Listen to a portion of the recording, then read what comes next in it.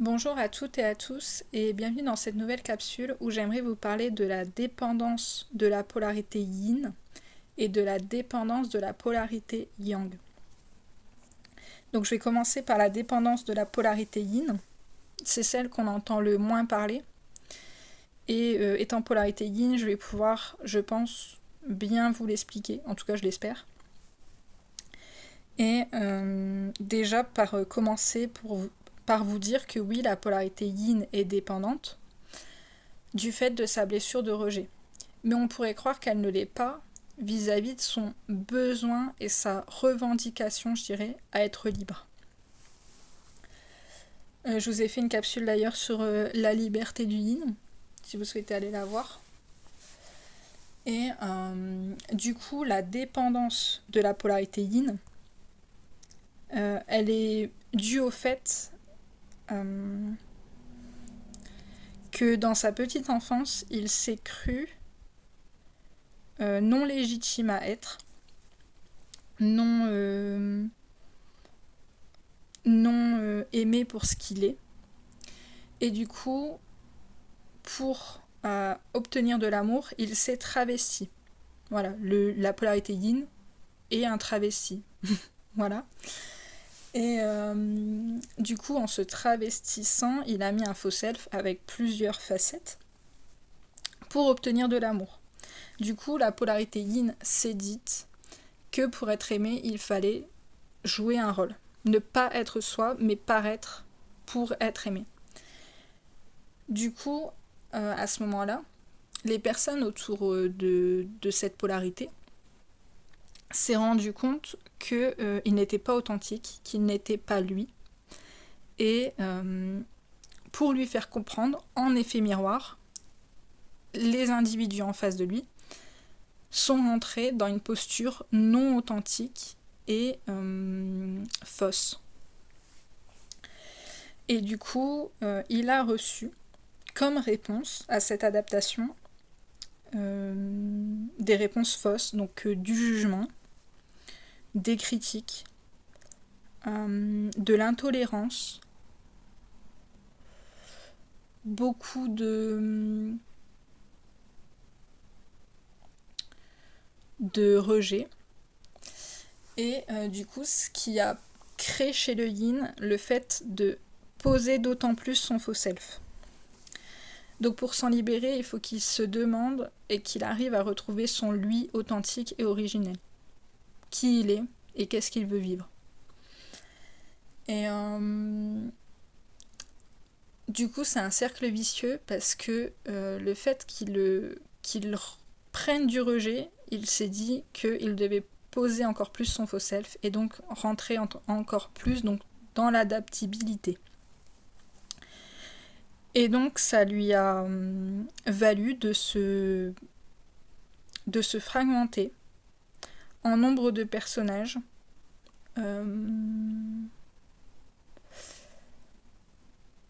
En fait, au même nombre d'individus en face de lui, de créer chaque personnage face à un individu pour être aimé. Et c'est comme ça que la polarité yin rentre dans la dépendance, parce que il va être tributaire du regard de l'autre, de la pensée de l'autre, de la manifestation de l'autre, de l'ancrage de l'autre, de ce que l'autre peut lui apporter. Et bien sûr sans s'en rendre compte, hein. Tout ça c'est inconscient. Vous commencez à comprendre maintenant si vous avez l'habitude de regarder mes vidéos. Et du coup, il a perdu son pouvoir personnel comme ça.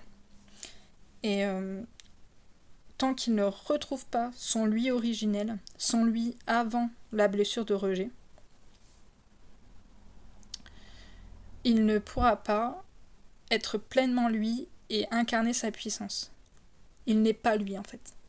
Et donc il restera dans sa dépendance. A contrario, la polarité yang, elle a développé une dépendance liée à sa blessure d'abandon. Donc, dans l'enfance, alors je ne suis pas la polarité yang, donc je vais avoir plus de mal à l'expliquer, je pense, mais dans l'enfance, la polarité yang, c'est un moment senti seul. Et donc il s'est dit, pour ne pas être abandonné, de devoir créer un besoin chez l'autre et donc de devoir être utile et donc utilisé. Qu'il devait incarner une fonction, donc faire quelque chose. Le fait de faire quelque chose, il a réussi à créer une dépendance et un besoin chez l'autre, et du coup l'autre, par le fait qu'il voulait rendre les autres dépendants, ces individus en face de lui qui ont commencé à être dépendants ont commencé à le dévaloriser et à le critiquer et à le culpabiliser aussi du fait qu'il n'avait pas bien rempli son rôle, qu'il n'avait pas bien rempli sa fonction et qu'il devait faire mieux.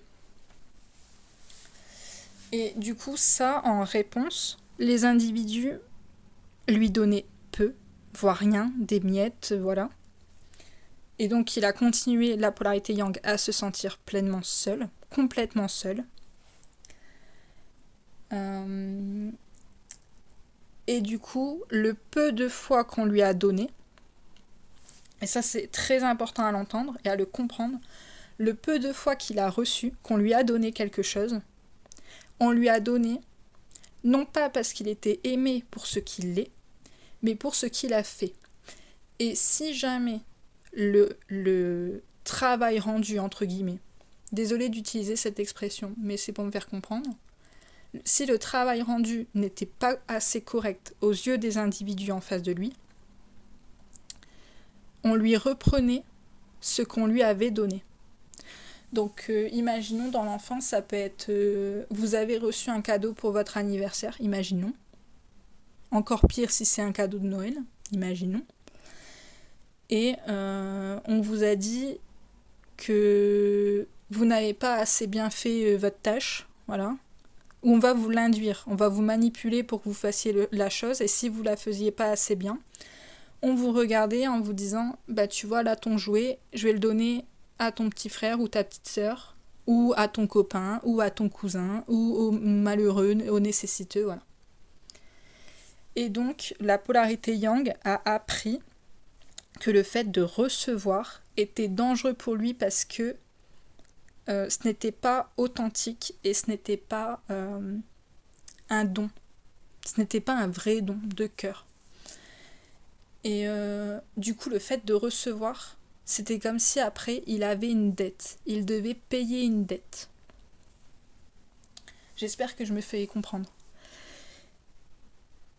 Et du coup, ce qui réveille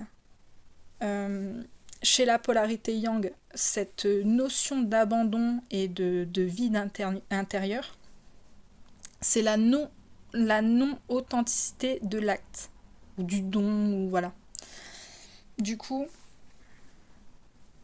si vous me suivez, le fait que la polarité yin n'est pas authentique, de fait d'avoir son faux self, par le fait de s'adapter pour avoir l'amour que voilà qu'il pense devoir avoir comme ça, la non-authenticité du yin réveille l'abandon chez le yang. Parce qu'il sent que voilà, son yin il donne, il aime de manière inconditionnelle. Je suis polarité yin, je peux vous le dire, le yin aime de manière inconditionnelle. Mais le fait d'être non authentique, ça réveille la blessure d'abandon chez le yang. C'est-à-dire que le yang se dit, dans la relation, qu'il est seul.